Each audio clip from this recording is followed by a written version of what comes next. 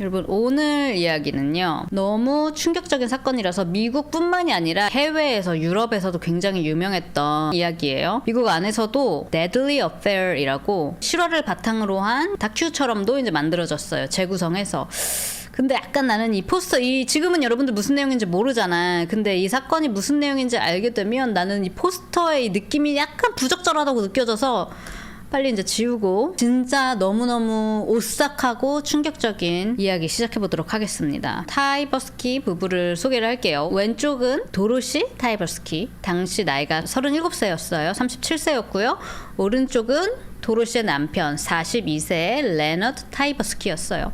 사진만 보면 그냥 되게 평범한 미국 중산층 부부인 것 같잖아요. 그쵸? 그런데 이 둘의 스토리가 좀 특이해. 사실 10년 전만 해도 두 사람은 나는 학생이고 너는 선생이야, 학생과 선생님 사이였어요. 둘은 1963년 맥켄지 고등학교에서 처음 만났는데요. 당시 도로시는 맥켄지 고등학교에 다니는 2학년 학생이었고요. 그리고 옆에 있는 남편 레너드는 생물 선생님이었어. 네? 미친 거 아닌교 하시는데 당시 16살이었단 말이에요, 도로시가. 근데 레너드는 대학교를 막 졸업하자마자 생물 선생님으로 발령이 나가지고 둘 다 만이에요. 만 21살에 되게 젊은 나이였어요. 왜 학교 다닐 때 젊은 쌤들 있으면 인기 엄청 많고 약간 연예인 같은 존재잖아요. 알죠? 10대 때는 대학교도 졸업했고 선생님이고 그러면 더 뭔가 멋있고 10대 때는 존경하는 마음이 사랑하는 마음처럼 느껴지기도 하고 설레는 마음 같기도 하고 이거 잘 구분이 잘 안 되잖아요.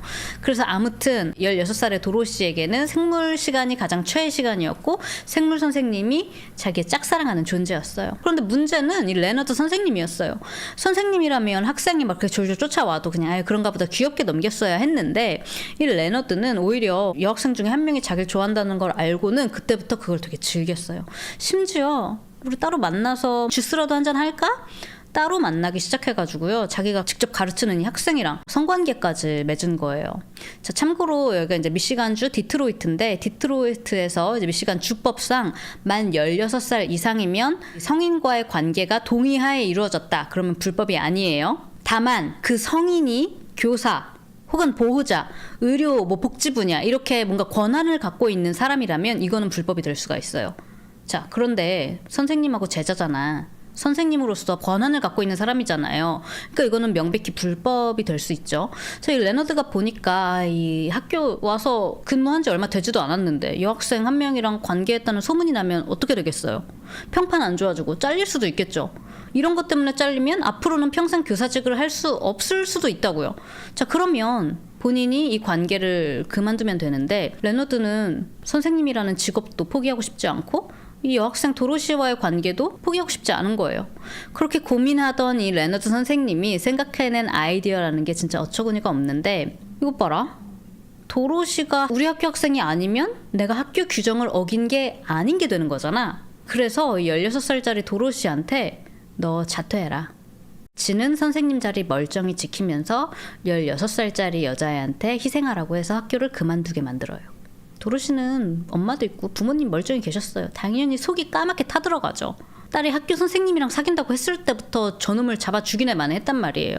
엄마 아빠가 제발 그건 아니라고 둘이 그만 만나라고 그렇게 사정을 했지만 이 10대인 도로시한텐 부모님 말씀이 하나도 들리지 않았어요. 오히려 부모님이 반대하면 반대할수록 우리 사랑이 세기의 로맨스, 마치 영화에 나올 것 같은 그런 드라마 같은 거야. 그리고 부모님은 그냥 장애물 정도로만 느껴졌죠. 부모님한테 그래서 그냥 헤어졌다고 이야기를 해. 그리고 둘이 그렇게 몰래 자퇴하고 3년간 연애를 하다가 도로시가 만 19살 이제 성인이 되자마자 1967년 7월 8일 바로 둘이 결혼식을 올립니다. 어쨌든 이렇게 결혼한 둘은 디트로이트 외곽에 있는 되게 조용한 동네에서 단독주택 신혼생활을 시작을 했어요. 겉으로 그냥 보았을 때는 괜찮은 집 살고 둘이 되게 사이좋은 신혼부부 같고 되게 다정한 신혼부부 같았어요. 하지만 이 집 문만 열고 들어가면 이 집안 분위기는 완전 그냥 얼음판이야. 자, 사실 이 생물 선생님이었던 남편 레너드는요 엄청 통제적이고 앞뒤가 꽉꽉 막힌 아주 가부장적인 스타일의 사람이었어요. 이 인간이 이 생각하는 아내의 역할 이거는 딱 하나였는데 아니야, 딱 하나 아니야. 약간 한 세, 넷? 요리하고 청소 잘하고 남편 말에 말대꾸 안 하고 네네. 남편이 뭐라고 하면 네 맞아요 맞습니다 서방님. 그냥 그저 순종하는 거. 정작 지는 본인은 집안일에 손끝 하나 안 대면서 청결에 병적으로 집착하는 스타일이었어요. 집안에 먼지가 조금이라도 있다? 참지를 못하는 거야. 그래서 여기 먼지 좀 쌓이잖아? 아니 도대체 집에서 하루 종일 뭘 하는 거야? 왜 책장 위에 왜 먼지가 있지? 그러면서 아예 지가 도로시 청소 스케줄, 하루 청소 스케줄을 이렇게 짜가지고 이대로 너는 그대로 따라서 하루 종일 청소를 하라고. 자, 도로시가 학교 그만둬서 이제 교과서는 안 읽어도 그냥 책 읽는 거 되게 평소에 좋아했대요. 그래서 소파에 앉아서 책 읽고 그럴 수 있잖아, 사람이 정상적으로. 근데 소파에 앉아서 책이라도 펼치면 책을 뺏으면서 야, 너 여기 왜 앉아서 책을 읽고 있어? 이럴 시간 있으면 변기라도 한번 가서 더 닦아. 하면서 불같이 화를 내고 책조차도 못 보게 했대요. 위로 언니들이 몇 명 있었어요. 부모님이랑 우리 도로시가. 언니들이 결혼해서 이제 나갔으니까 이제 걱정되잖아요. 잘 지내고 있는지. 그래서 이제 집으로 전화를 하면 항상 도로시가 안 받고 이 남편이 받는 거야. 도로시가 집에 있는데도 아, 저희 아내 지금 집에 없다고 친구들 만나러 갔어요. 도로시 장 보러 갔어요. 지금 집에 없는데 나중에 다시 전화하세요 하고 거짓말을 했어요. 왜냐? 이 멀리 사는 언니들이랑 전화로 수다 한번 시작하면 청소할 시간이 줄어들 거 아니에요. 그럴 시간에 변기라도 한 번 더 닦아야지. 근데 이게 저는 비단 청소뿐만이 아니라 약간 레너드가 나르시시스트라서 또 그런 거 같다는 생각도 드는데요. 왜냐면 이런 인간들 특징이 뭐예요? 내가 타깃이 있어. 그러면 이 사람을 사회로부터, 자기 친구들, 가족들로부터 분리시키고 싶어 하잖아요. 고립시켜서 내가 완전히 통제하려고. 자, 이러다 보니까 뭐 도로시 맨날 뭐 도로시 밖에 나갔어요. 뭐 장 보고 있어요. 친구 보러 갔어요. 친구가 어딨어. 도로시는 알지도 못한 동네 이사 와서 친구 볼 시간도 없어. 친구 만들 시간도 없었고요. 뭐 밖에서 자기 일도 해보고 뭐 카페 가서 쉬어보고 이런 거 해본 적이 없어. 왜? 집 청소 스케줄이 너무 빡빡하니까. 이 엄청나게 보수적인 이 남편 때문에 뭐 직장을 구하고 사회생활을 해보고 이런 건커녕 동네 사는 여자들이랑 뭐 친구도 되고 같이 운동도 하고 차 마시고 이런 평범한 일상은 상상조차 할 수가 없는 일이었어요. 자, 이런 와중에 결혼한 첫째의 첫딸 켈리가 태어났고요. 4년 뒤에는 둘째 딸 킴이 태어납니다. 당시에 이 도로시는 그래도 애들이 생기면 남편도 좀 달라지지 않을까 하고 기대를 했지만 남편은 애가 둘이 생겨도 전혀 달라지지 않았어요. 애 둘 생겨서 이제 또 다른 동네로 좀 더 큰 집으로 이제 이사를 간단 말이에요. 이 집에서도 두 사람은 맨날 싸웠고 피해를 보는 건 뭐예요? 엄마뿐만이 아니라 이 어린 딸 켈리와 킴도 어릴 때부터 맨날 부모님 부부싸움 하는 거 보면서 지켜봐야만 했어요. 애 엄마가 됐잖아. 애들 엄마가 된 도로시한테 이제 레너드는 폭력까지 휘둘렀고요. 그 탓에 도로시는 더더욱이 집 밖으로 나갈 수가 없었어요. 왜? 얼굴이고 팔이고 뭐 멍이 들지 않은 적이 없었으니까요.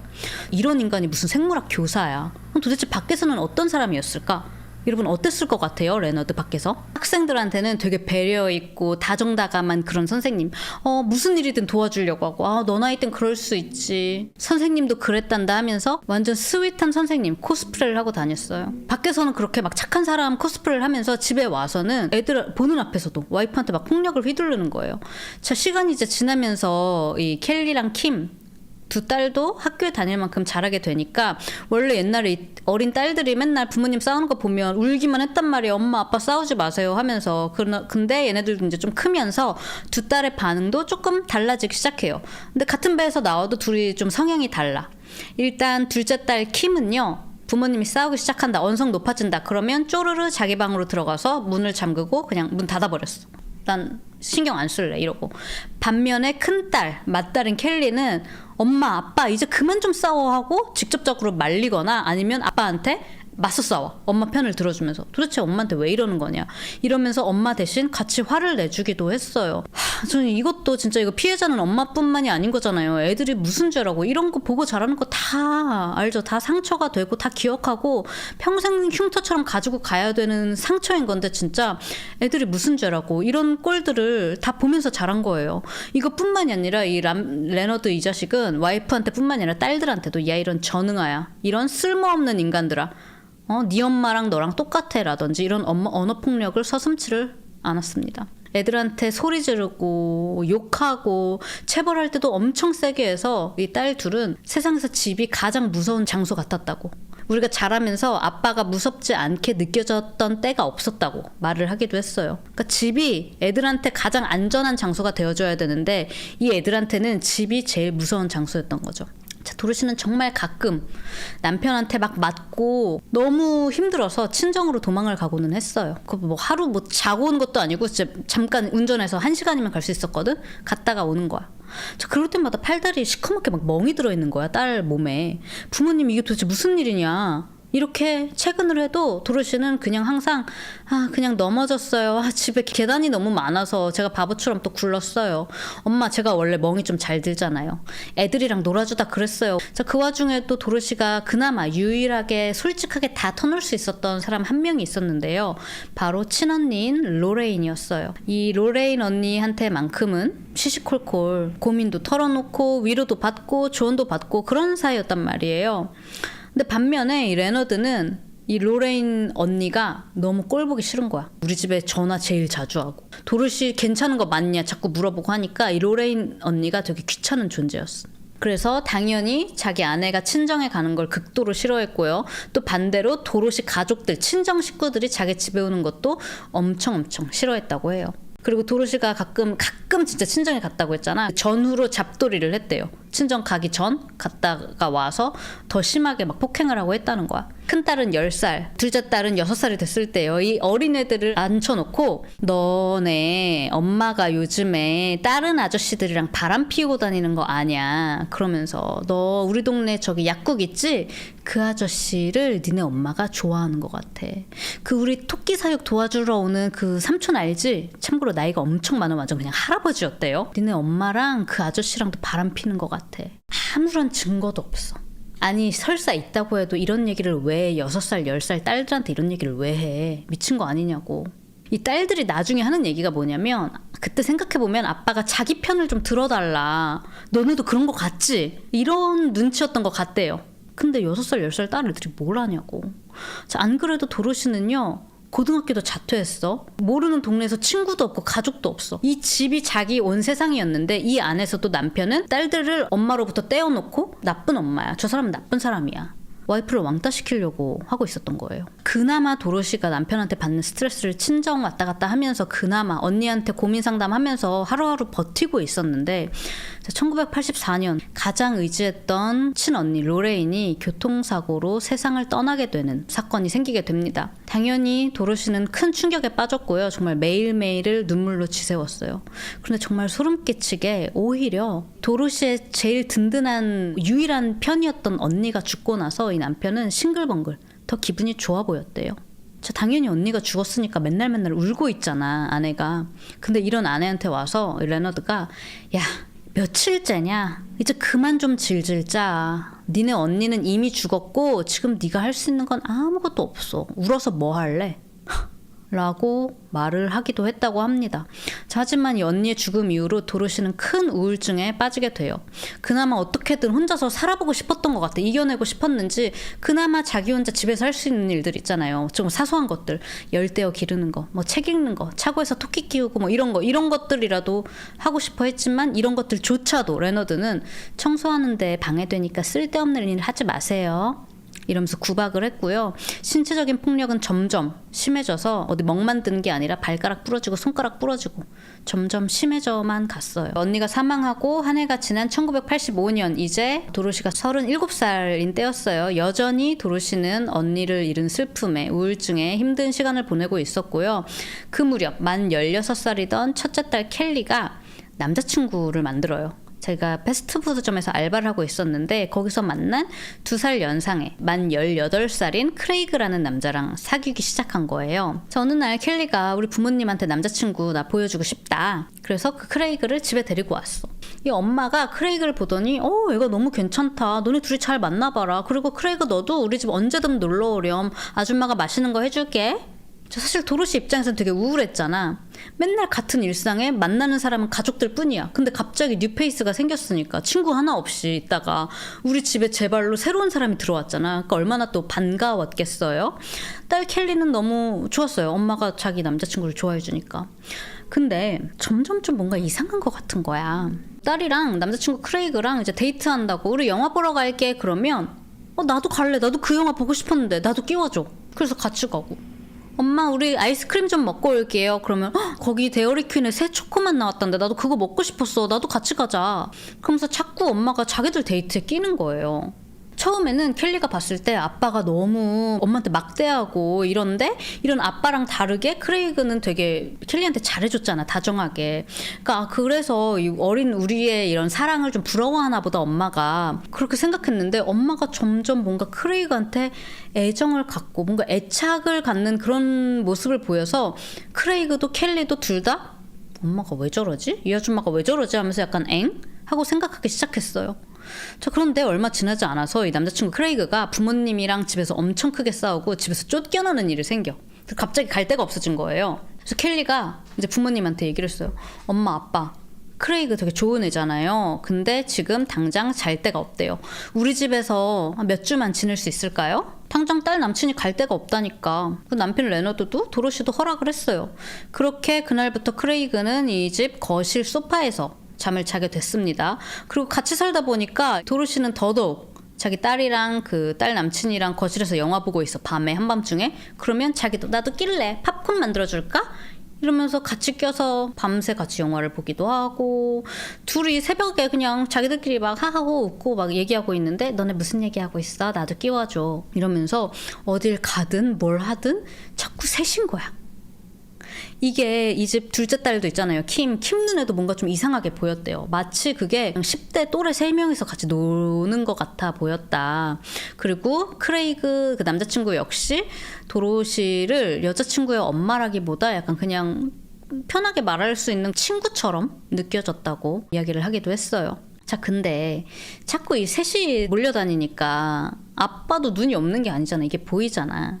그 이 아빠가 그 딸 켈리를 불러가지고 야, 니네 엄마랑 네 남자친구랑 뭔가 이상하다. 네 남자친구 니네 엄마랑 바람 피는 것 같은데?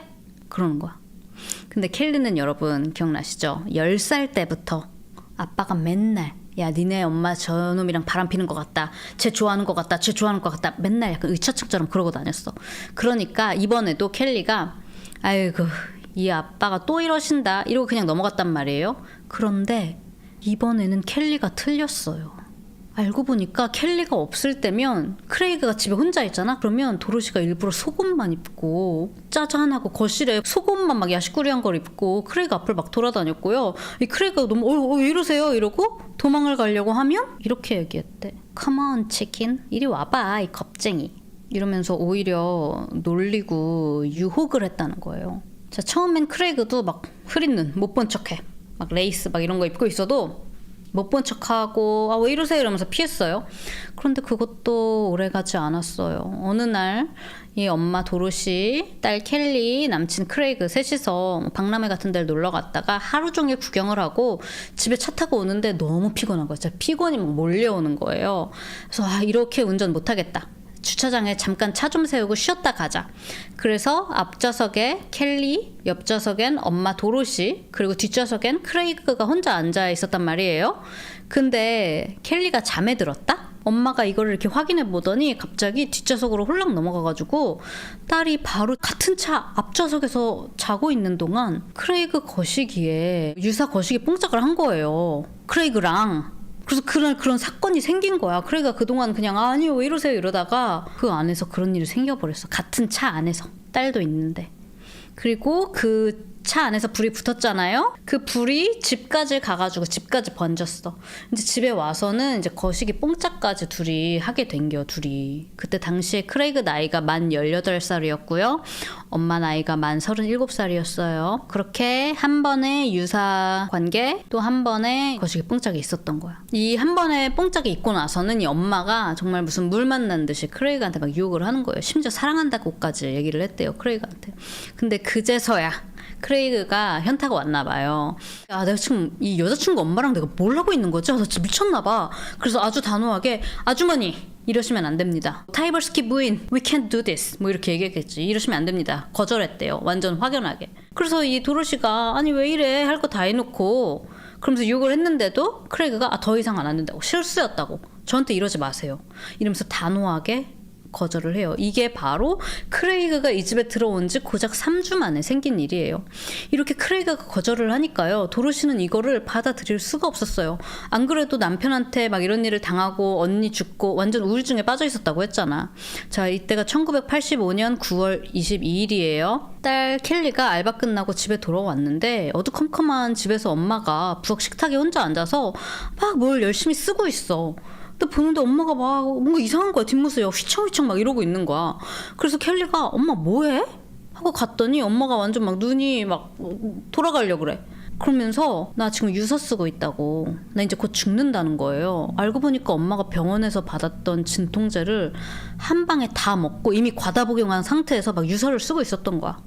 이미 자기는 약도 다 먹었고 유서 이제 다 써간다고. 여기 밑에 네가 서명 좀 해줬으면 좋겠다는 거예요. 절대 이 집안의 재산이 남편에게 가서는 안 된다고 이제 적혀있는 그런 유서였어요. 여기서 더 충격적인 건 뭐냐면 아빠는 거실에 있는 소파에서 TV를 보고 있었어요. 그러니까 엄마는 약 먹고 죽어가고 있는데 아빠가 거실에서 그냥 옆에서 그냥 TV 보고 있었다고.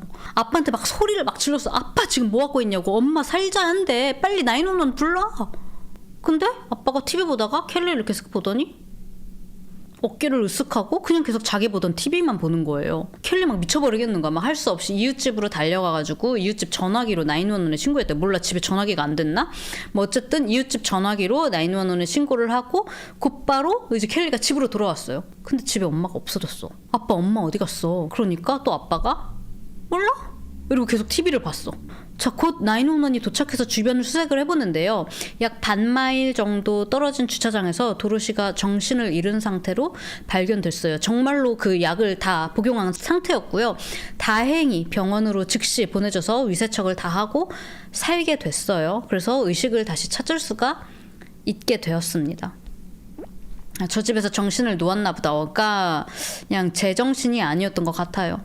켈리는 자기 남자친구랑 엄마랑 그런 관계인 걸 모르잖아. 엄마의 살자 시도 사건 때문에 켈리도 엄청 딸도 충격을 받았지. 혼자 가기 무서우니까 자기 남자친구 크레이그랑 병문안에 같이 갔단 말이야. 엄마 괜찮아? 그러니까 엄마가 이리 오라고. 그래서 딸 켈리에게는 볼키스를, 그리고 크레이그도 이리 오라고. 그리고 크레이그에게는 입에다가 키스를 했다고 합니다. 그렇게 며칠 정도 입원을 하면서 다행히 완전히 회복하고 무사히 엄마가 집에 돌아올 수 있게 됐어요. 나는 어쩌면 병원에 있었기 때문에, 집에 나와 있었기 때문에 회복할 수 있었던 건 아닐까 하는 생각도 들더라고요. 살자소동이 있고 퇴원하고 집에 돌아온 1985년 9월 28일 늦은 오후예요. 켈리가 알바하던 곳에서 이렇게 매장에서 알바하고 있는데 남친 크레이그가 손에 피를 뚝뚝 흘리면서 찾아오는 거예요. 화가 잔뜩 났어. 크레이그가 뭐야 그랬더니 내가 그냥 집에 있었는데 니네 아빠가 나보고 좀 나갔다 오라고 하더라. 잠깐이라도 도로시 아줌마랑 할 얘기가 있다면서. 그래서 알겠습니다 그러고 나갔다가 왔대. 근데 나갔다가 왔는데 이 아저씨가 씩씩거리면서 집 앞에서 자기를 기다리고 있었대요. 그래서 자기를 딱 보자마자 너 당장 꺼지라고, 우리 집에 이제 발도 들이지 말라고 막 그러더라는 거예요. 그래서 이제 크레이그가 그럼 제 짐이라도 챙겨가겠다고. 그랬더니 아니 절대 안 돼. 네 짐이고 뭐고 내 딸이랑도 헤어지고 절대 이제 우리 집 앞 오지도 말라고. 당장 꺼지라고 막 그랬다는 거야. 크레이그도 이 얘기를 듣고 아니 짐은 왜 못 가져가게 하냐고 그러면서 이 아저씨랑 막 몸싸움을 했다는 거예요. 그 와중에 크레이그가 열받으면서도 혹시 도로시 아줌마가 남편한테 우리 관계에 대해서 얘기한 거 아니야? 켈리가 알면 어떡하지? 하면서 약간 시겁하기도 했대요. 아무튼 이 와중에 레너드 아저씨랑 몸싸움까지 하고 그랬는데 결국에 집에 안 들여보내주니까 자기 짐도 못 찾고 자기가 너무 열받아서 사이드 미러를 손으로 확 내리쳤다고. 그래서 지금 손에서 피가 나는 거라고. 나 지금 니네 집에서 쫓겨났어. 네가 내 짐 좀 갖고 와줘 라고 했다는 거야. 그리고 이제 남자친구는 떠났어요. 근데 좀 있다가 그 매장으로 아빠한테 전화가 왔어. 아빠가 하는 말이 너 이제 앞으로 크레이그 그놈이랑 만나지 말아라. 너네 헤어져라. 그리고 오늘 밤은 집에 오지 말고 동생이랑 할머니네 집 가. 거기 가서 며칠 좀 자고 와라 라고 했어요. 그래서 동생 킴이랑 켈리랑 할머니네 집 가서 아빠 말대로 자고 왔다? 그리고 이제 다시 집으로 왔어요. 근데 갑자기 아빠가 애들을 불러서 너네한테 할 얘기, 해야 될 얘기가 있다는 거야. 뭔데요? 그러니까 엄마가 떠났다고. 어디 가셨어요 엄마가? 그러니까 니네 엄마가 또 남자랑 바람이 났다. 이번에는 그 남자랑 도망을 가겠대. 오하이오 가서 새 살림을 차렸다더라. 그래서 이제 다시는 안 돌아온대. 그러는 거야. 두 딸이 아니 그래 둘이 이혼은 할 수 있어. 워낙 엄마랑 아빠랑 사이가 안 좋았으니까 둘이 헤어질 수 있다고는 생각했지만 아니 그래도 엄마가 우리한테는 되게 잘해줬는데 우리를 그냥 말도 없이 이렇게 버리고 그냥 사라졌다는 걸 믿을 수가 없는 거예요. 그래서 아니 그럴 리가 있냐 그러면서 엄마 방을 이렇게 봤는데 엄마 옷, 뭐 물건, 가방 이런 게 싹 다 그대로 다 남겨져 있었어요. 아니 우리 엄마라면 친정도 몇 시간이라도 갔다 오면 엄마 할머니네 집에 좀 갔다 올게 이러고 말하던 엄마였는데 갑자기 이렇게 사라졌다는 게 너무 이상했어요. 켈리가 이 맏딸이 아빠한테 아빠 지금 이럴 게 아니라 그 남자 어디서 사는 누군데 우리 그것도 모르는 거잖아. 그게 사실이라면 우리 이러지 말고 경찰서에 가야 된다. 경찰서에 가서 우리 실종 신고를 하자 막 그랬어요. 그러니까 이 아빠가 야 네 엄마가 지발로 나갔는데 왜 우리가 실종 신고를 하냐 그러면서 싫다 그래. 근데 켈리가 아빠 안 가면 내가 혼자 가서 신고를 하겠다. 이건 당연히 해야 되는 일이다 막 이랬어. 그러니까 레너드 아빠가 알겠어 어쩔 수 없다는 듯이 경찰서에 가서 실종 신고를 했어요. 그리고 경찰이 남편인 당신이 아내를 마지막으로 봤으니까 여기 진술서를 쓰셔라. 그래서 진술서도 이렇게 쓰고 그 경찰서에서 나왔어. 자 이렇게 엄마는 갑자기 사라지셨어요. 자 그리고 이 엄마가 사라지고 얼마 지나지 않아서 켈리는 이제 남자친구 크레이그랑도 헤어지게 돼요. 켈리 입장에서는 이 모든 게 너무 갑자기 일어난 거야. 엄마가 살자시도 했지. 갑자기 없어지셨지. 남친이랑 헤어졌지. 모든 게 너무 충격적이라서 이제 이 우울증이 켈리한테 왔어. 켈리도 맨날 울고 막 상태가 너무 안 좋아 보이니까 그래도 레너드가 아빠라고 걱정이 됐나 봐. 딸한테 야 내가 심리상담 치료비 내줄 테니까 심리상담 좀 받아보라고. 그래서 이제 심리치료사한테 딸을 데리고 갔는데 이 상담사가 몇 번 상담을 하더니 죄송하지만 레너드 씨 딸 문제의 대부분이 당신으로부터 비롯된 것 같다. 당신도 상담을 받아야겠다는 거야. 그러니까 이 레너드가 딸 치료를 곧바로 중단시켜요. 내가 보기엔 이런 밖에서는 엄청 착한 사람 이런 코스프레 했다고 했잖아. 근데 딸이 아마 상담사한테 이런 얘기를 다 했나 보지. 그러니까 자기 통제 성향이 처음으로 이 바깥 세상에 드러나게 된 거잖아요. 그게 무서웠던 것 같아. 그래서 딸 심리치료도 바로 중단을 합니다. 너 그걸 가지 말라고. 걔 좀 이상한 것 같다고.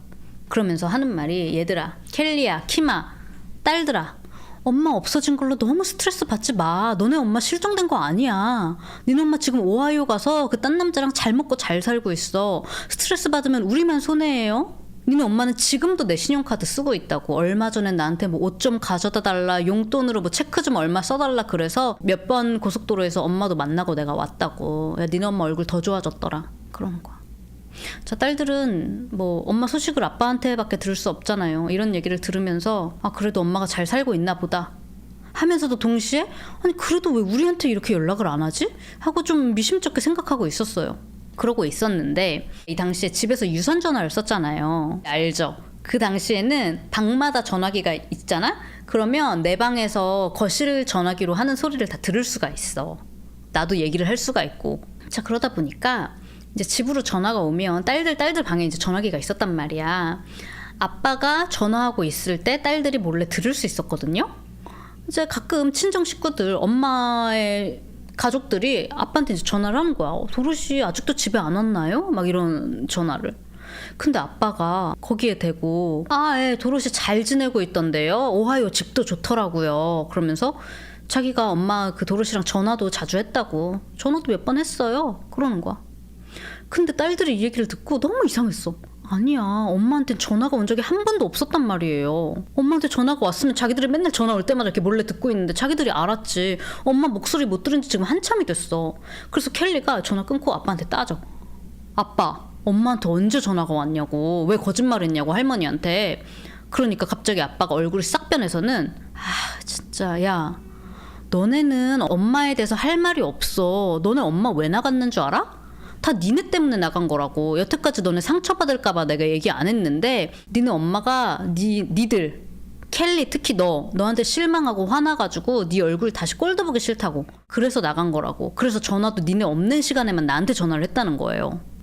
여러분 당시에 켈리는 안 그래도 우울증에 시달리고 있었어요. 이 첫째 딸. 이 얘기를 듣고 너무 충격을 먹었던 거야. 왜냐면 실제로 엄마가 사라지기 며칠 전에 엄마랑 좀 다툰 일이 있었거든요. 그 얘기를 듣고 켈리가 엄마가 진짜 나 때문에 집을 나갔나? 우리 그때 말싸움 좀 했다고. 그것 때문에 엄마가 집을 나간 건가? 그러게 엄마도 힘들었는데 왜 내가 엄마한테 이렇게 시비를 걸었지? 맞아. 그러고 보니까 엄마랑 나랑 사이가 안 좋아지기 시작한 것도 다 내가 남자친구, 그 전 남친 크레이그를 우리 집으로 들였을 때부터였던 것 같다. 이게 다 나 때문인 걸까? 그래도 엄마가 날 사랑하니까 엄마가 언젠가 나한테 연락을 하겠지? 그렇게 생각을 하고 있었는데 그래도 이상한 것들이 있었어요. 아니 엄마가 이제 실종된 지가 사라진 지가 오래됐으니까 뭐라고 불러야 될지도 모르겠어. 실종인지 뭐 사라진 건지. 지역 신문에서 이 도로시라는 여성이 이제 사라졌다 하고 기사가 나온 거예요. 근데 이 기사가 아빠가 경찰서에 쓴 진술서를 바탕으로 기사가 쓰여진 거야. 근데 이 기사가 너무 이상한 거예요. 여기서 아빠는 자기 아내를 마지막으로 본 건 자기네 첫째 딸 켈리였다고. 그리고 이번이 처음이 아닙니다. 그전에도 집에 있던 현금을 거액을 뭉텅이로 들고 가출했던 전적이 있었던 여자였습니다. 라고 적혀 있는 거야. 딸들은 기가 막혔어요. 아니 엄마를 마지막으로 봤던 건 아빠잖아. 그리고 엄마는 그 전에 가출한 적이 한 번도 없어요. 뭐 가끔 친정집 왔다 갔다 한 거 그것뿐이지. 그리고 무슨 현금을 뭉텅이로 가지고 간 적이 있다고? 현금은커녕요 단돈 4불 진짜 한화로면 5,000원도 엄마 맘대로 못 쓰겠는데 아빠가 무슨 거금을 어디서 들고 도망쳤다는 거야. 아 너무 이상하잖아. 이상한 거 투성이야. 거기다가 이제 엄마 된지 1년 됐어요. 엄마가 살았는지 어디서 죽었는지도 모르는데 아빠는 이혼 신청을 하고요. 이제 다른 여자도 집에 들여가지고 막 침실에서 시간을 보내고 막 이래. 거기다가 여기에 더해서 이제 아빠가 경찰서에 가서 도로시 실종된 거 이거 실종신고 접수했던 거 취소 좀 해달라고. 괜히 실종신고 돼서 동네 사람들 지역 신문에서 막 떠들고 수근수근 한다. 이제 피곤하니까 실종신고를 철회해달라는 거예요. 그러면서 하는 말이 도로시가 지발로 나가서 오하이오에 새 살림 차린 거는 나만 아는 게 아니다. 내 딸 크레이그랑 바람을 폈었는데 걔도 도로시가 어디 있는지 알고 그리고 우리 동네 패스토어 사장님이랑도 내 아내가 바람을 폈는데 그 사장도 도로시가 어디 있는지 알고 지금도 만나고 있을지도 몰라요. 막 이러는 거야. 일단 실종된 사람이잖아. 그러니까 경찰이 크레이그한테 찾아갔어. 너 도로시 아줌마 어디 있는 줄 아니? 아니요 모르는데요. 패스토어 아저씨한테도 찾아갔어. 패스토어 아저씨가 아니 왜 저한테 물어보세요? 당연히 모르죠. 그러니까 두 분이 혹시 그렇고 그런 사이 아니십니까? 그러니까 이 사장이 노발대발을 했대. 지금 무슨 소리 하는 거냐고.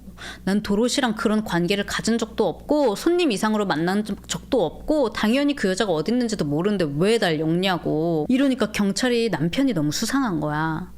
그래서 레너드 씨 안 되겠습니다. 당신 거짓말 탐지기 우리 수사 좀 해봐야겠다고 했는데 거짓말 탐지기를 이 레너드가 통과를 합니다. 원래 거짓말 탐지기가 그렇게 막 믿을 만한 거는 아니에요. 그래서 지금은 이제 재판에서도 증거로 쓰이진 않아요. 그냥 이제 참고만 하는 그런 정도로. 그리고 또 여기에 더해서 이때 거짓말 탐지기 질문을 할 때 그 어떤 질문에도 당신이 와이프를 죽였습니까? 라는 질문은 없었대. 그저 도로시에게 무슨 일이 생겼는지 아십니까? 했는데 몰라요? 근데 통과가 된 거야. 이런 약간 우회적인 질문인 경우에는 이 응답하는 사람 자체가 아 이게 진짜다 라고 생각하면서 말을 해버리면 이 검사 결과가 정확하지 않을 수 있다는 거예요. 그리고 그 당시의 시대상 거짓말 탐지기를 좀 맹신하는 경향이 있었어요. 그런데 이제 거짓말 탐지기를 통과해버렸으니까 경찰도 그리고 딸들도 아 그럼 정말 아빠도 모르나 보다. 아빠랑 연관이 없나 보다 라고 생각을 하게 됐고요. 또 이 와중에도 레너드는 집에서 자꾸 켈리가 아빠를 의심을 했잖아. 자꾸 따지고 든 건 첫째 딸 켈리였다고. 아빠 왜 할머니한테 거짓말해요? 아빠 왜 진술서에 그렇게 거짓말했어요? 나 마지막으로 본 거 나 아닌데? 그러니까 어떤 짓을 하냐면 둘째 딸 킴 있죠. 킴만 잘해주는 거야. 둘째 딸만 편애해줘. 밥 같이 먹는데 킴한테만 맛있는 거 해다주고 킴한테만 비싼 거 좋은 거 옷 사다 주고 가방 사주고 그러면서 둘 사이를 이간질하고 두 자매 사이를 멀어뜨리게 했어요. 그리고 실제로 그런 것들 때문에 동생 킴하고 언니 켈리하고 사이도 점점 멀어지게 돼요. 그렇게 엄마가 사라진 지 3년이라는 시간이 흘렀어요. 켈리는 이제 고등학교를 졸업하고 성인이 됐고요. 미시간 주립대학교에 다니게 되면서 집을 나와서 살게 됐어요. 자, 이제 캠퍼스에서 지내니까 이제 새로운 친구들이랑 새로운 환경에서 좀 잘 살아보려고 했지만 켈리의 우울증은 점점 더 심해져만 갔고요. 시간이 지나면 지날수록 켈리는 엄마가 너무너무 보고 싶었어요. 그리고 그해 가을 추수감사절 땡스기빙 데이가 됐어요. 미국에서 땡스기빙은 한국으로 치면 약간 추석 같은 되게 큰 명절이잖아요. 아무리 멀리 살아도 이날만큼은 웬만하면 이 본가 집에 오는 게 국룰이거든요. 그러니까 켈리도 집에 이제 돌아와서 그래서 내가 맞다리니까 추수감사절 저녁을 내가 만들겠다. 그래서 집에 온 거야. 이렇게 막 명절 음식을 막 준비하다가 보니까 주방에서 엄마가 쓰던 앞치마, 엄마가 쓰던 도마 이런 걸 보니까 엄마가 너무 보고 싶은 거야. 좀 눈물 날 것 같다. 그러면서 갑자기 문득 엄마 생각이 나면서 엄마가 땡스기빙 때마다 꼭 만들어주셨던 양배추 말이 캐비지 롤이라고 있는데, 스터프드 캐비지 롤이라고, 이거를 켈리가 제일 좋아하는 음식이었단 말이야. 그래서 엄마가 너무 보고 싶다. 엄마가 항상 양배추 말이 해줬는데 혹시 엄마가 우리 생각해서 냉동고에 미리 얼려두고 가진 않았을까?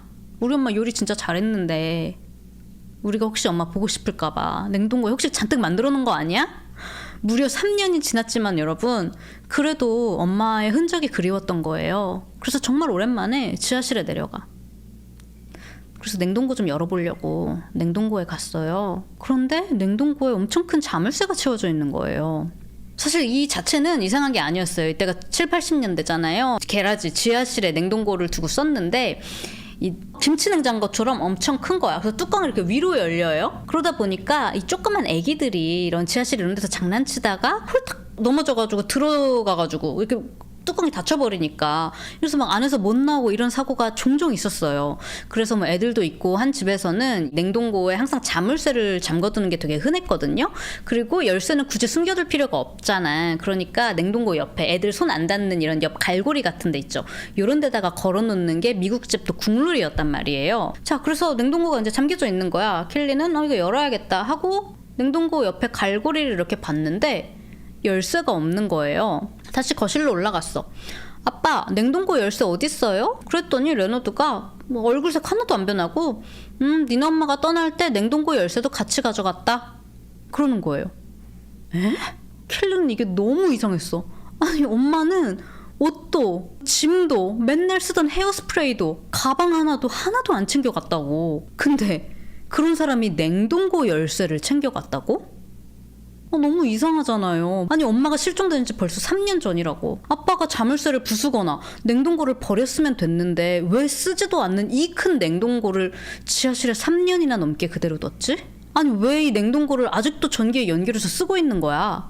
이 생각이 머릿속에서 떠나질 않는 거예요. 심지어 이날, 이 땡스기빙 이날부터는 켈리가 매일매일 똑같은 악몽에 시달리게 돼요. 켈리의 꿈속에서 엄마가 굉장히 좁고 어두운 이 공간에서 엄마가 이렇게 웅크려 있는 거야. 아무 표정도 없이 아무 말도 안 하고 이렇게 가만히 웅크려 있었대. 그래서 켈리가 엄마 괜찮아? 하고 엄마한테 말 걸고 엄마한테 가까이 가고 싶었는데 엄마가 보이긴 보이는데 뭔가가 자기를 이렇게 붙잡고 있는 것처럼 발도 입도 꿈속에서 떼지지가 않더래요. 그리고 엄마는 아무 말도 안 하고 있는데 그냥 그 웅크려 있는 엄마한테서 화가 막 느껴졌다고. 이 꿈에서 엄마의 분노가 막 느껴졌다는 거예요. 그 꿈을 매일매일 꿨어. 그렇게 다시 학교로 돌아간 켈리는 우울증에 이제 매일 시달리는 악몽까지 겪고 있었는데요. 갑자기 3년 전에 헤어졌던 크레이그한테 갑자기 연락이 와요.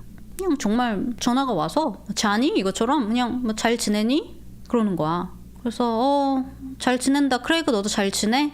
우리 엄마 도대체 어디 간 걸까? 그러면서 엄마 얘기를 자연스럽게 하게 됐어. 근데 크레이그가 그러는 거야. 나는 니네 엄마가 갑자기 없어진 게 너무 이상하다고. 그리고 켈리 너도 알지. 아주머니가 나를 어떻게 생각하셨는지 너도 잘 알잖아.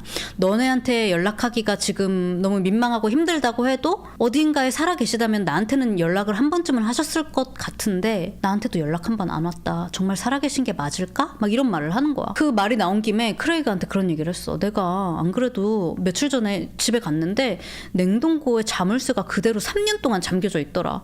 그리고 내가 그거 냉동고를 본 이후로 맨날 같이 엄마 꿈을 꾸는데 뭔가 너무 기분이 이상하다고 그렇게 크레이그한테 얘기를 했어.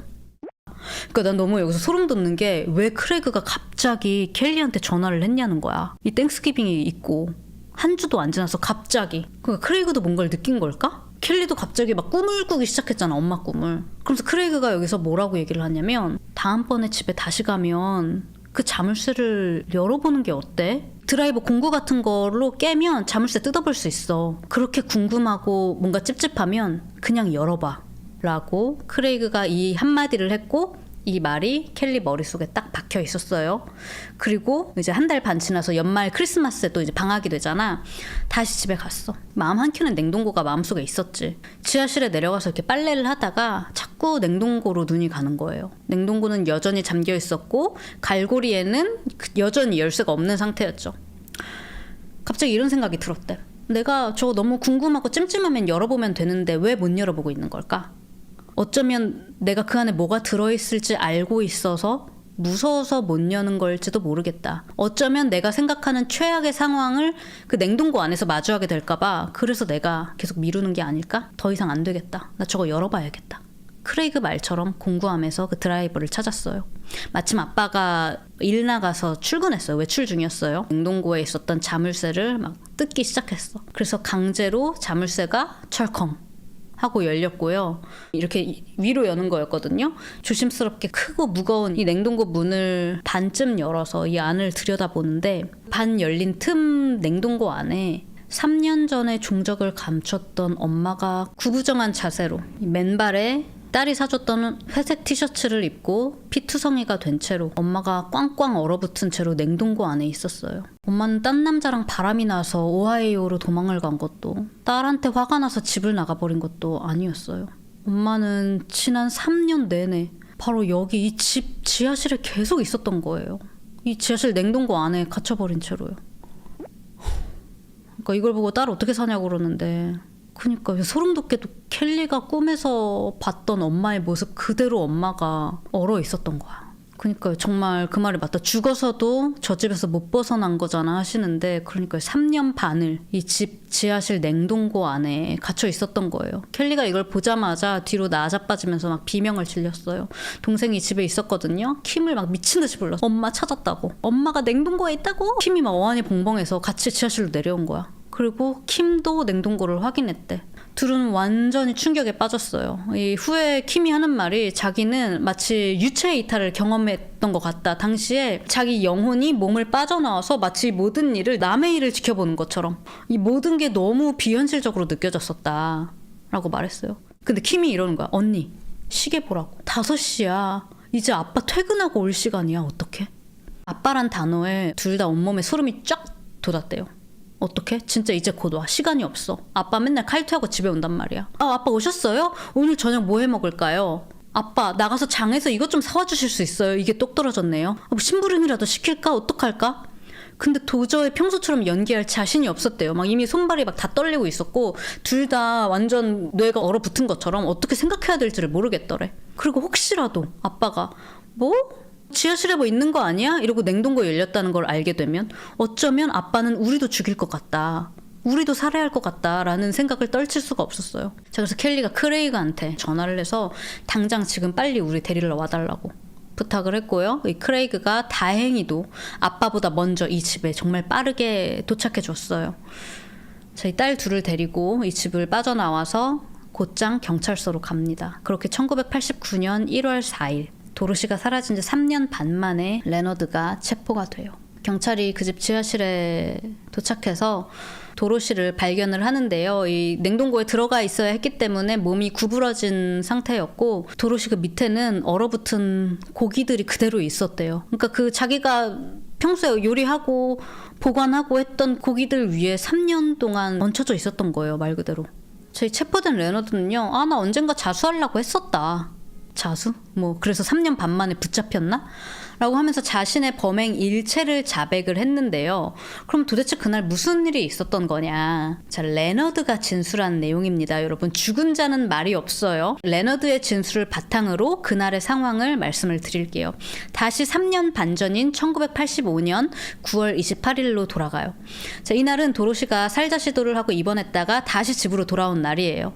레너드가 퇴근하고 집에 왔는데 또 거실에서 도로시랑 크레이그랑 이렇게 바짝 붙어가지고 무슨 막 얘기를 소곤소곤 하고 있는 거야. 안 그래도 이 남편이 둘 사이를 의심하고 있었는데 이것들 봐라. 또 저러고 있네. 이래가지고 이 레너드가 크레이그한테 야 임마 넌 좀 나갔다 와라. 도로시랑 할 얘기 있으니까 너 좀 나가라고. 그래서 예, 아저씨 알겠습니다. 이러고 크레이그가 나갔어요. 남편이 아내한테 너 쟤랑 도대체 무슨 사이냐. 앞으로 크레이그는 우리 집에서 못 지내겠다. 내가 쟤 쫓아낼 거야. 라고 했어요. 그러니까 아내가 아니? 크레이그는 아무 데도 안 가. 여기서 지낼 거야. 나갈 거면 네가 나가. 라고 말한 거예요. 그동안 엄마랑 아빠랑 둘이 약간 이렇게 언쟁은 있었지만 이런 식으로 도로시가 남편한테 말대꾸를 하고 반박을 한 적은 없었대요. 그러면 엄청 또 폭행이 시작이 되니까요. 자, 근데 그렇게 부엌에서 말다툼이 시작이 됐다는 거예요. 그러면서 이 아내가 난 더 이상 너를 사랑하지 않는다고. 진짜 제발 혼자 있는 시간 좀 주면 안 돼? 나 생각할 시간만이라도 좀 갖게. 너 몇 주 동안만이라도 시어머니 댁에 좀 가 있어 달라 라고 말을 했대요. 그러니까 이 남편이 싫은데? 내가 왜 나가? 안 돼. 나 너 사랑하는데? 나 너 사랑해서 난 못 가. 너 저 자식이랑 무슨 사이인데? 솔직히 얘기해봐. 이러면서 추궁을 했어요. 도로시는 무슨 사이냐는 이 질문에 대답을 안 하고 대답 대신 식칼이랑 포크를 들고 나 냉동고 가서 음식 꺼내야 된다고. 그러면서 지하로 내려갔어요. 근데 막 지하실로 내려가는 이 도로시를 레너드가 막 끈질기게 쫓아가면서 빨리 대답해봐. 너 크레이그랑 무슨 사이인데? 너 딸 남친이랑 뭐 하냐? 빨리 말해봐. 이러면서 막 뒤쫓아갔어. 도로시는 냉동고에서 플라스틱으로 된 음식 용기를 꺼내고 있었고요. 또 레너드가 빨리 말해보라고. 둘이 무슨 사이냐고. 이러니까 도로시가 더 이상 참을 수가 없다는 듯이 이렇게 얘기했대. 그래 맞아. 나 크레이그랑 그렇고 그런 사이야. 나 크레이그 사랑해. 크레이그가 진짜 남자지 넌 남자도 아니야. 침대에서도 크레이그가 너보다 훨씬 낫거든. 이 겁쟁이 깡패 한심한 놈 개자식. 그러니까 좀 꺼지라고. 제발 나가서 나 좀 혼자 있게 해달라고. 그러면서 자기가 쥐고 있었던 칼이랑 포크를 막 자기한테 던졌다는 거야. 그것뿐만 아니라 플라스틱 용기며 옆에 있던 물건을 막 자기한테 던졌대요. 그러더니 자기한테 막 달려들어서 얼굴을 할퀴려고 그랬대. 다시 한번 레너드가 진술한 내용이에요. 저 와이프가 막 이렇게 미친듯이 달려드니까 남편이 얘가 왜 이래 이러면서 확 밀쳐냈다는 거야. 그러니까 도로시가 넘어졌다가 바닥에 떨어져 있었던 식칼을 주워서 자기한테 막 달려들었대. 레너드가 너무 깜짝 놀래가지고 도로시를 이렇게 왜 이래 하면서 다시 밀쳤는데 도로시가 이 벽 금속 기둥이 있었거든요. 지하실에. 여기에 머리를 쿵 부딪히고는 혼자 비틀비틀 거리더니 자연스럽게 냉동고로 몸이 떨어져서 그 안에 쏙 들어갔다는 거예요. 이게 상식적으로 말이 돼요, 여러분? 또 이 와중에 레너드 말로는 냉동고 안에서도 당시에 살아있었대. 그 와중에도 크레이그 이러면서 크레이그를 부르고 있었고 자기한테는 이 레너드 이 개자식 이러면서 막 욕을 했대요. 냉동고 안에서. 근데 냉동고에 떨어진 자기 아내를 내비두고 위층으로 올라가서 뭐 손을 씻고 옷을 갈아입고 한 30분 위에 올라가 있었다는 거야. 아니 왜 갑자기 손을 씻고 왜 옷을 갈아입었을까? 아무튼 그러고 한 30분 있다가 다시 내려왔는데 지하실에 보니까 조금 전만 해도 살아서 막 욕하고 있었던 도로시가 움직이질 않고 그대로 있더래요. 그제서야 불쑥 겁이 났다는 거야. 얘 죽었나 봐. 그래서 그냥 냉동고 문을 닫고 잠궈버리고 그 이후로 3년 동안 다시는 열지 않았습니다. 아니 그러면 도대체 왜 그럼 시신을 그 집 안에 지하실에 냉동고에 3년이 넘도록 그냥 두신 거예요? 아니 보통은 만약 이런 일이 생겼으면 어디다 유기라도 했을 거 아니야. 그렇잖아요. 근데 왜 거기다 그냥 3년 넘게 집안에 그대로 뒀냐고. 그러니까 여기에 레너드가 하는 말이 아내를 자기가 너무 사랑해서 시신을 함부로 버릴 수가 없었다. 당시 이 일이 일어났을 때 자기한테도 너무 갑작스러운 사고였고 딸들이 너무 어렸어서 자기가 말해봤자 무슨 일이 일어났는지 전혀 자기를 이해하지 못할 거였기 때문에 거기에 그냥 아내를 뒀다가 나중에 때가 되면 그때 다 이야기를 해줄 생각이었다. 저도 자수하려고 했었어요. 라고 하는 거예요. 아니 딸은 이미 미시간 주립대학교 다니고 있어서 뭐 언제. 이게 말이 돼? 자 그러면서 도로시가 자기 때문에 죽은 건 맞지만 완전 사고였다. 나는 정당 방위이자 과실치사였다고 얘기를 하는 거예요. 이게 말에 얼마나 진짜일까 여러분? 어느 정도는 사실일 수도 있다고 생각해요. 왜냐면 도로시가 정말 살자시도까지 하고 거의 제정신이 아니었었잖아. 정말 이제 참을 만큼 참았다. 그래서 진짜 폭발을 했던 걸 수도 있어요. 근데 아내가 냉동고 안에 쓰러졌는데 30분 있다가 내려왔는데 그 가만히 있어서 그냥 냉장고 문을 닫아버렸다고? 여러분 부검 결과는요 레너드의 진술보다 훨씬 잔혹한 폭행이 있었다고 말을 해주고 있었는데요. 도로시는 왜 한 번 이렇게 밀쳤는데 머리 부딪히고 비틀비틀 거렸댔잖아. 아니요. 머리에 한 번이 아닌 무려 최소 11번 이상의 강한 충격을 받았다고. 이 11번이 얼마나 강한 충격인지 이 11번 중 한 번만으로도 충분히 사망이 가능한 강도였다고. 그런 강도로 11번 머리를 부딪혔다고 감시관은 결론을 냈어요. 이 머리뿐만이 아니라 손가락 하나는 부러진 상태였고요. 얼굴, 가슴 위, 어깨 양쪽, 팔 공격을 이제 방어하려고 생긴 이 방어흔들, 상처들 멍으로 가득했어요. 아까 막 피도 있었다고 했잖아요. 그쵸? 자, 검시관은 이 정도의 머리 충격이라면 곧바로 사람이 의식을 잃는 수준이다. 사람이 서서 비틀거리고 냉동고에 스스로 떨어질 수가 없다. 이렇게 한 번만 머리를 받아도 바로 그냥 쓰러진다는 거지. 말이 안 된다는 거예요. 자, 그러니까 레너드가 갑자기 또 말을 바꿔. 아, 사실 그날 아내가 칼로 달겨든 것뿐만이 아니라요, 자기 팔을 조금 긁기까지 했다고. 저는 너무 그 당시에 어안이 벙벙했다. 자기 아내가 저 새파랗게 어린 놈이랑, 그것도 자기 딸 남친이랑 성관계 했다고 시인을 했는데, 그것 때문에 자기는 너무 충격을 먹은 상태였는데, 그런 자기를 앞에 두고 이 아내가 눈이 막 시뻘개져서 막 자기를 죽일 것처럼 막 눈이 너무 무서웠다고. 그래서 제가 아내의 뒤통수를 잡고 금속 기둥에 여러 번 내리친 게 맞다는 거예요. 또 말을 바꾼 거야. 근데 자기가 완전히 이성을 잃었어서 막 몇 번이고 내려쳤는지 기억도 안 난다. 그리고 도로시를 번쩍 들어서 냉동고에 자기가 넣고 닫아버렸다는 거예요. 근데 여러분, 뒤통수를 잡았다는 건, 그러니까 뒤 머리채를 잡았다는 거잖아요. 그것도 저 덩치 큰 남자가 딱 봐도 덩치 커 보이죠. 그때 선생님일 때 사진이에요. 이 남자가 뒤통수 머리채를 잡고 있었다는 건 이미 상황을 자기가 통제하고 있었다는 거잖아요. 근데 무슨 자기가, 이 아내가 너무 무서워서, 이미 상황은 통제가 됐잖아. 머리 잡았잖아. 근데 자기 방어로, 정당 방위로 머리를 금속 기둥에 11번 풀파워로 내리쳤다는 게, 그거는 말이 안 되잖아요. 물론 이성은 잃었을 수 있지, 무서워서 그랬다는 건 말이 안 되잖아요. 자, 이렇게 실제로 검찰도 그렇게 주장을 했어요. 하지만 반면에 변호사는 배심원들한테 도로시의 몸에 남은 이 부검 결과야말로 이게 완전한 과실치사라는 거를 보여주는 겁니다. 배심원님들. 아내가 남편의 남성성을 깎아내리고 조롱하고 굴욕감을 줬기 때문에 클라이언트인 레너드가 완전히 이성을 잃어버리고 도로시를 그래서 공격하게 된 게 아니냐. 여러분, 평범한 교사가 갑자기 아내를 살해하는 일은 없습니다. 이 상처를 보십시오. 이 아내가 남편의 트리거를 눌렀기 때문에 분노가 폭발한 모습이 그대로 이 도로시한테 보이는 거라고. 이거는 너무나 우발적인 사건이라고, 그러니까 2급 살인이라고 주장을 했어요. 1989년 6월 도로시가 세상을 떠난 지 4년이 지나서야 열린 재판에서 레너드는 2급 살인으로, 그러니까 계획한 범죄는 아니라고 판단을 내린 거예요. 자, 2급 살인으로 20년 후 가석방이 허용되는 40년 형량을 받았어요. 그런데 얼마 지나지 않아서 레너드 측 변호인이, 아니, 재판이 잘못됐다, 이거 다시 해야 된다, 재판이 공정하지 않았다, 그러면서 항소를 제기를 해요. 지금 막 헐 20년 이러시는데 20년도 너무 많다는 거야. 자, 이 사건이 이 자체가 너무 충격적이었잖아요. 냉동고에서 아내가 3년 넘는 시간 동안 거기에 얼려져 있었다고. 그러니까 미국뿐만이 아니라 막 해외 뉴스로도 막 이 이야기들이 막 나갔어요. 이 변호사가 하는 말이, 이 배심원단들도 재판이 시작되기 전부터 이미 이 뉴스로 사건을 알고 있었을 가능성이 높지 않냐. 이런 경우에 배심원단들이 이미 이 편견을 가지고 이 재판에 참석했을 수도 있는데, 이 사건을 그 전에 들어봤는지 안 들어봤는지 이거 확실히 검증 절차를 우리가 안 걸쳤다, 이 법원에서. 그러니까 이 판결은 무효다라는 거예요. 그리고 실제로 이 기존에 유죄 판결됐던 이 판결이 무효가 됐어요. 자, 이때 레너드한테 선택권이 주어져요. 배심원 앞에서 다시 재판을 할지, 아니면 유죄를 인정하고 형량만 새로 받을지. 자, 여기에 레너드는, 아니요, 저 재판 다시 안 받고요, 저 유죄예요, 유죄. 저 유죄 인정할게요. 사실 레너드 입장에서는 잘 선택한 거예요. 왜냐면 이미 시간은 더 지났고 배심원단 누가 와도 자기한테 더 불려, 형량 더 받았을 수도 있을 걸, 어쩌면. 거기다가 둘째 딸 킴 있죠. 킴이 법정에 편지를 또 보내. 편지 내용에는, 전 엄마를 너무너무 사랑했다고, 엄마를 너무 사랑했지만 아빠가 20년 동안 감옥에 있는다고 우리 엄마가 돌아오는 건 아니지 않냐. 그건 하나도 위로가 되지 않고 오히려 더 슬프기만 해요. 그래도 우리 아빠는 좋은 사람이었고 저는 아버지가 다시 집으로 돌아오길 바랍니다.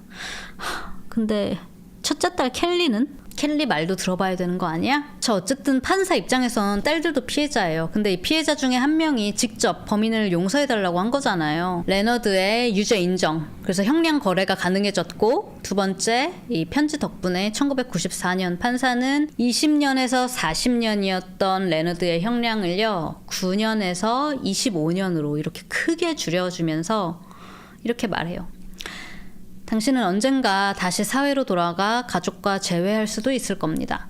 하지만 말없이 희생된 당신의 아내에게는 딸들이 성장하는 모습을 볼 기회가 영원히 없습니다. 라고 말을 했고요. 여기에 레너드는 아내의 생명을 제가 빼앗았고 아이들에게서 어머니를 빼앗은 것에 대해 정말 미안합니다. 부끄럽습니다. 라고 말했다고 합니다. 자, 이렇게 형이 줄어들어서 레너드는 감옥에서 여러분 고작 10년만 있다가 1999년 55세의 나이로 풀려났어요. 자, 나온 뒤에는 펜실베니아로 이사가서 그냥 조용히 살았대요. 나이든 이 부모님 돌보면서. 그리고 2014년 71의 나이에 병원에서 세상을 떠났다고 합니다. 아마 처음 선고받은 형량 20년에서 40년이 그대로 유지됐다면 아마 감옥에서 죽었을 텐데 처음 형량의 반만 살고 나오게 되면서 그래도 밖에 나와서 죽게 된 거죠. 자, 여러분 오늘 이야기 어떻게 들으셨어요? 진짜 엄청 정말 충격적이고 슬프고 무서운 이야기였는데 참 도로시의 인생을 한번 되돌아보면요. 16살에 고등학교 2학년 때 생물학 선생님을 사랑해서 학교를 그만뒀고 19살에 결혼해서 살면서 책 한 권 친구랑 나가서 커피 한 잔 마음 편히 읽지도 마시지도 못했어요. 자기 친정 가족도 마음대로 만날 수가 없었고요. 그렇게 37살의 젊은 나이에 너무 젊은 나이에 지하 냉동고 안에서 생을 마감하게 됐는데요. 어쩌면 딸 켈리가 아니었으면 진짜 어쩌면 영영 발견되지 못했을 수도 있었던 거잖아요. 딸 켈리가 나중에 말하기를 엄마는 정말 하루하루 그냥 버티며 살았던 것 같다. 난 그걸 결혼이라고 부르지도 않을 거고 엄마의 결혼 생활 그 17년이 난 그냥 낭비로 보였다. 라고 말을 했어요. 자, 켈리와 킴은 사건 이후로 각자 다른 주로 이사를 했고 지금은 각자 새 삶을 꾸려서 각자의 삶을 살고 있다고 합니다. 맞아요. 정말 사건 전체가 너무 엉망진창, 판결까지 한 사람의 인생이 너무 슬퍼요 하시는데 죽은 건 자기 엄마인데 왜 지가 용서를 하냐고. 킴이 가스라이팅 당했던 건 아닐까요? 저는 두 딸도 피해자라고 생각하거든요. 근데 사실 아빠가 아까 킴한테만 되게 잘해줬다고 했잖아. 엄마를 죽이고 켈리가 자꾸 의심하니까 자기를 이제 켈리가 귀찮고 성가신 존재였던 거지. 그니까 원래 엄마를 항상 이 집안에서 왕따시키려고 했던 거 알죠? 그 타겟이 첫째 딸 켈리가 됐어. 그러니까 맨날 둘째 딸 킴한테 켈리 이간질하고 욕하고 킴한테만 잘해주고 아까 막 맛있는 것도 킴한테만 사다 줘. 비싼 것도 킴한테만 사다 줘. 니네 언니가 너한테 너 이렇게 얘기했어 이러면서 이간질했다고 했잖아요. 아니 그게 아빠가 할 짓이냐? 근데 어쩌면 그래서 그때 당시 킴이 어렸잖아. 막 중학생 이랬으니까 막 한창 사춘기에 엄마는 없고 의지할 건 아빠밖에 없는데 킴한테는 아빠가 좋은 사람이었는지도 모르겠어. 엄마를 죽였음에도 불구하고. 그래서 난 그런 생각도 들었어요. 물론 왜 그런 거 왜 보낸 거야? 편지를 왜 보낸 거야? 라고 하지만 어쩌면 킴도 피해자여서 그렇게 세뇌당해서 그렇게 생각을 하게 된 건 아니었을까. 그래서 어쨌든 엄마가 가장 큰 피해자이지만 그리고 켈리도 나중에 이제 법정에서 이런 걸 다 알게 됐잖아요. 크레이그가 엄마랑 어떤 일이 있었는지 이런 걸 다 진술을 했거든요. 이제 2번 그런 일이 있었다. 그러니까 이런 것들이 또 켈리에게 엄청난 상처였지 않았을까. 그리고 가스라이팅을 당한 그 부모님의 그런 모습을 보고 자란 뭐 킴도 마찬가지고요. 그래서 맞아요. 하나부터 10까지 레너드가 이 원흉이었죠. 그리고 너무 슬퍼. 나 그 부분도 그 엄마의 양배추 로리 진짜 생각났다는 게 추수감사절에 집에 가서. 그래서 혹시 3년이나 지났지만 그래도 엄마가 얼려둔 거 있으면 먹어보고 싶어서 엄마의 흔적을 찾고 싶었던 거잖아. 그 오랜만에 집에 오니까 켈리가 막 우울해가지고. 그 부분도 나 너무 슬펐어. 아무튼 진짜 켈리 아니었으면 엄마 안 찾았을지도 몰라요. 누가 그 냉동고에 의문을 갖고 그걸 열어볼 생각을 했었을 거야. 아까 썸머님 우는 줄 알았다고? 눈물 핑 했지 뭐.